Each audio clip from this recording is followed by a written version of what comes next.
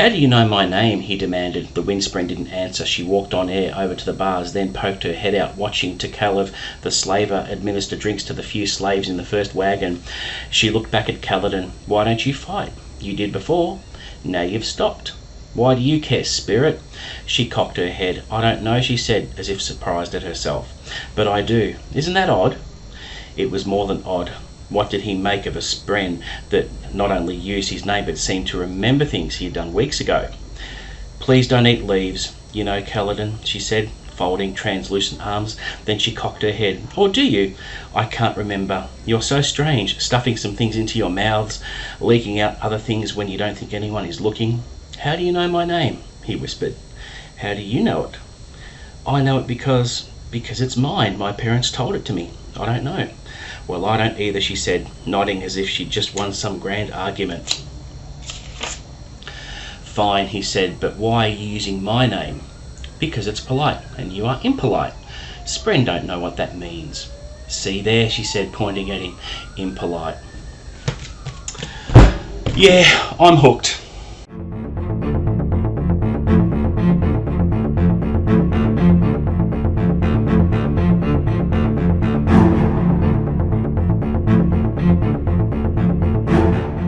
What's up, guys, and welcome back to the channel. You're with Chris, and today I'll be sharing with you the first of what I think will be about 5 videos that will make up my epic reading vlog for The Way of Kings by Brandon Sanderson, the very first book in the Stormlight archive. And let me tell you, I'm off to a really good start. Over the New Year long weekend, I managed to smash through part 1, so I'm over 200 pages in, and I am loving it. I am absolutely hooked. Now, these individual videos I'll be doing for the vlog will go up whenever I finish a relevant part. So obviously I finished part 1, so I thought I'll bring you this video first. There might be a short gap between other parts, or longer gaps depending on my reading pace and how many opportunities I get, and any spare minutes during the day that I get to read each relevant part. And I'll get the videos up shortly after I finish each part, but this video will probably be the longest because I do have some initial thoughts and impressions I'd like to share with you. Further update videos as part of the vlog will just update on how I'm feeling about the book and things I'm discovering and that type of thing. Originally I was going to read Shogun in January, but the irresistible pull for The Way of Kings was far too much, and I succumbed to it, and I'm glad I did. Now, after I finish The Way of Kings, I am going to go back and do the standard reading order for the Cosmere. So I'll go back and I'll read Elantris, and I'll do the Mistborn trilogy, and then I'll move on to Warbreaker and all the other ones and read all the required stuff in between before I go into Words of Radiance, and then on to Oathbringer, and then finally on to Rhythm of War. Now, with the large volumes in the Stormlight archive, I'm going to spread them out because if I really enjoy The Way of Kings like I anticipate I will, my type of mentality would be, look, I'll go straight on to Words of Radiance. But I think I need to pace myself, because when book number 5 comes out in December, I want to be fairly fresh with it all. So what I'll be doing is finishing Rhythm of War maybe late October, so that I'm ready for the new book when it comes out in December. So we'll see how that goes. But let me start off by talking about the death rattles, which are the opening epitaphs for each chapter. I am absolutely fascinated by them. It's where, you know, I don't know who or how they're gathering the last thoughts of someone who dies on whatever given date. They're very, very interesting to read, and there's one big mystery surrounding them all, and I don't know why they are there, and I'm hoping to find out as I move further through the Cosmere. I don't know how they're connected, but they're fun to read regardless.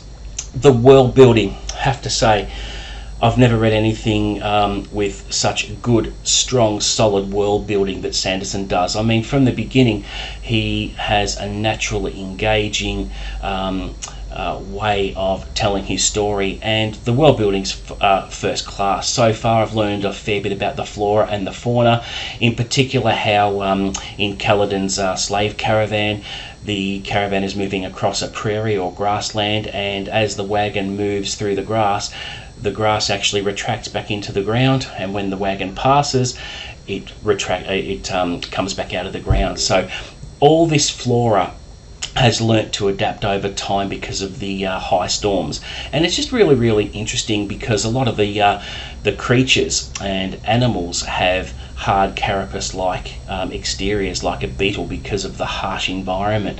And the imagination that Sanderson brings to this is fantastic. Now, with the world building, he doesn't dish it out in long passages of description. He just weaves it in very smartly and subtly into the narrative. For example, in passing, he'll just mention that the blue and purple moons will rise and shine the purple and blue light upon Roshar. I find that very fascinating, and as you read, you're gradually collecting this knowledge about this world of Roshar, and I think he does that expertly. And more than that, he is an author that has that gift, much like Stephen King, where he remains invisible as the narrator. It's the characters you experience the story through, and they drive the plot forward. And the pacing, I have to talk about that, because you know, you're not getting lengthy descriptions or being bogged down with info dumps or anything like that. The characters, in this case, the main characters of this part of the book are Kaladin and Shallan, and their story arcs are unspooling very well, and they're moving from A to B very quickly. And I think the pacing is just great because the writing is very accessible, it's easy to digest, and the characters are brilliant. Kaladin, I liked him immediately. We're closing out part 1 where he is part of Bridge 4, and at the end of part 1 with Shallan's story arc, we're at the part where she has successfully become a ward under Princess Jasnar, and that's very fascinating as well. So these two story arcs are very interesting. Another character I really like and have taken to immediately is Syl, who is Kaladin's Windspren. She is just a delight to read, and I did read that in the passage that I shared with you in the intro.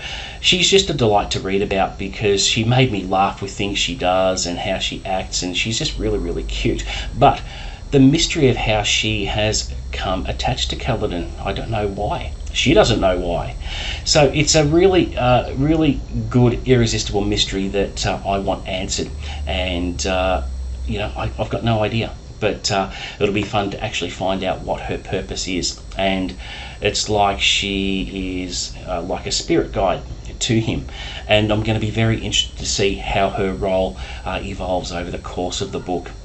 And look, the battle scenes are incredible. Brandon Sanderson puts you right there, and you're experiencing the hardships and the pain and the clank of metal on wood and the thunk of arrows lodging themselves into the bridgemen. It's just absolutely fantastic and vivid and rich, and you don't have to work too hard to picture everything, because he has that gift to paint that rich picture for you without you having to do a thing, and all the while the pages are just turning themselves. The lore and the mythology is very interesting because it's not laid on very thick. There are things that are alluded to back in the past about the Knights Radiant and the Heralds and the Shard Blades and the armour and all that sort of stuff, and legends of the High Storms and the origins of Stormfather and all that sort of thing. It's just really interesting. I want to touch a little bit on the interludes at the end of part 1. I have heard that a lot of people do tend to skip over those and they're not interesting. I tend to disagree with that. When I just finished the interludes just this morning, I found that very interesting because you do have a point of view of what's happening from Shallan's brother, his point of view. And you're also learning a bit more about where Zeth is now, the assassin who killed the king, and what he's doing. And there's also another minor character in Pure Lake, or Lake Pure. I'm not sure what the name is, don't quote me, but don't know how he ties into everything. But I think the interludes would be important moving forward because it will give essential background information. That's what I'm thinking anyway. So I'm completely dialed in, I'm addicted, I'm captivated, I'm smitten with the characters, I'm over the moon that I am enjoying this more than I ever thought I would, and I think I'm going to read through it pretty quickly because of that. Looking for every opportunity and every spare minute of the day to actually dive into those pages and go back to Roshar. I think the world is fantastic, and it's just nice to spend time with the characters, and it could be being with Kaladin for 100 pages or more. I'm happy to do that because the characters are so richly drawn and very, very likable. So that is it. Thanks for watching part 1 of my epic reading vlog. Part 2 will follow, I'm hoping maybe the end of this week, maybe early into next week. It just depends, as I said, how quick I get through it. I think part 2 is about 400 pages or so, but we'll see how we go. But I will be diving into it whenever I can, and as I said in the subsequent videos, they'll probably be fairly quick, just updating you on my thoughts and impressions and what I'm thinking of the book, how I'm feeling about the book, until we get to the final video, which will tie everything up, and I'll tell you my overall impression of the book. But I am loving it, and I can't wait to get stuck in and keep reading. So please don't forget to like and subscribe, and I promise I'll bring as good as content as I can create. And until the next video, guys, happy reading.